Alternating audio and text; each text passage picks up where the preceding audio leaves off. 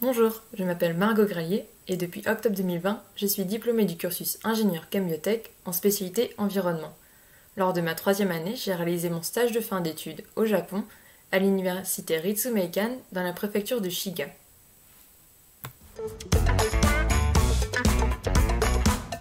Depuis longtemps déjà, le Japon est un pays que je veux visiter.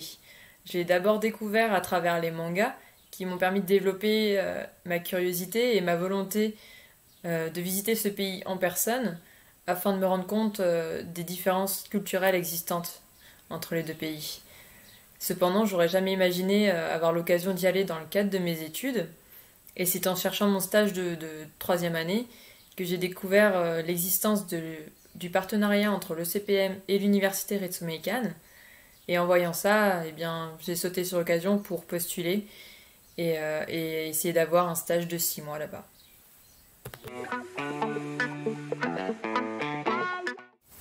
Enfin, j'ai vraiment beaucoup apprécié de vivre au Japon et j'ai très bien vécu la vie là-bas. Alors, tout d'abord, dans le cadre de la vie professionnelle, j'étais dans un laboratoire sur le campus composé de majorité d'étudiants, une quinzaine d'étudiants japonais. À l'époque, nous n'étions que 2 élèves internationaux, donc c'est vrai que la communication entre élèves était un peu plus difficile puisque les autres parlaient majoritairement japonais et très peu d'anglais.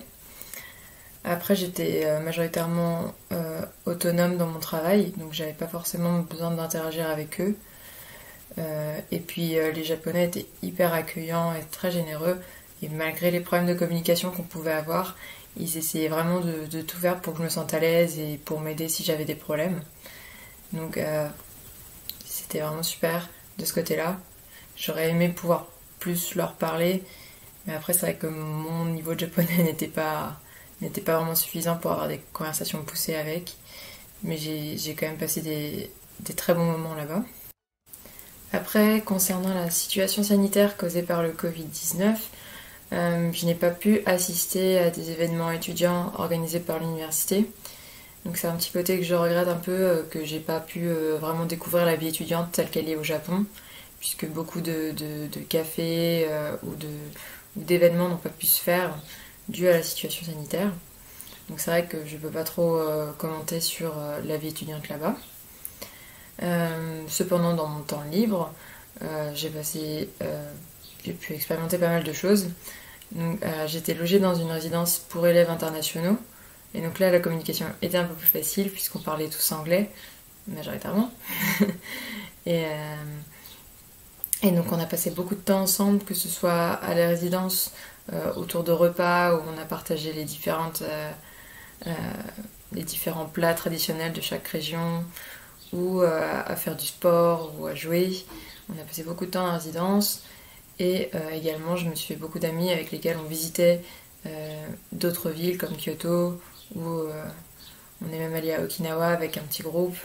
Donc j'ai vraiment passé beaucoup de temps avec eux et c'était vraiment cool de découvrir le Japon avec des Japonais, mais aussi avec d'autres élèves d'autres pays.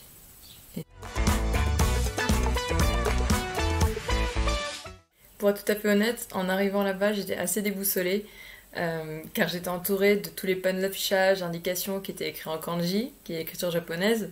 Donc j'avais vraiment l'impression d'être dans un autre monde à ce moment-là. Mais après quelques temps d'adaptation, on s'habitue assez vite.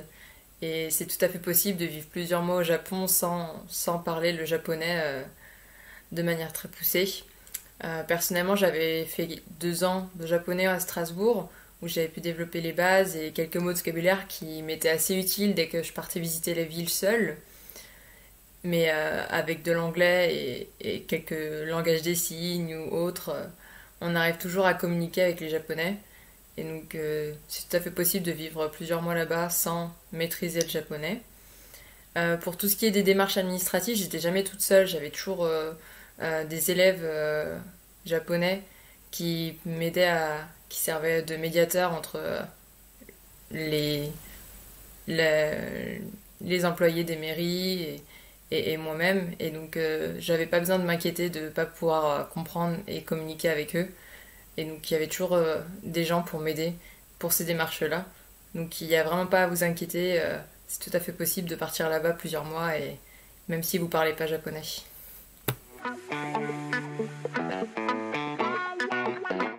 Alors mon premier conseil, ce serait dès que vous savez que vous êtes accepté pour la mobilité ou le stage, ce serait de commencer au plus vite les demandes de visa, car ça peut prendre un peu de temps pour avoir les papiers nécessaires pour aller au consulat.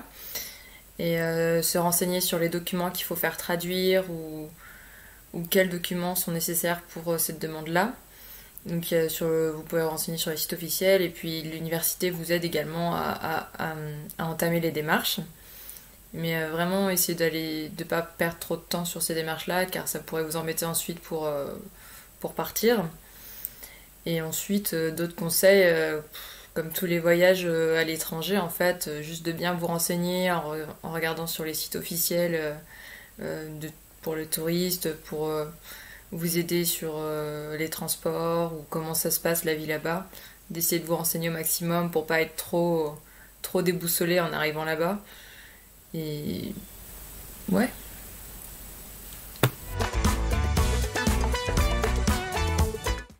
Cette expérience a vraiment été très enrichissante pour moi car elle m'a permis de réaliser un de mes rêves et de passer de moments inoubliables dans ce pays. Donc après ce stage, je suis désormais diplômée et je suis en recherche active d'emploi donc dans les biotechnologies environnementales ou la chimie. Je recherche en France ou à l'étranger puisque mes différentes expériences à l'étranger ne m'ont pas du tout dégoûté d'aller vivre là-bas.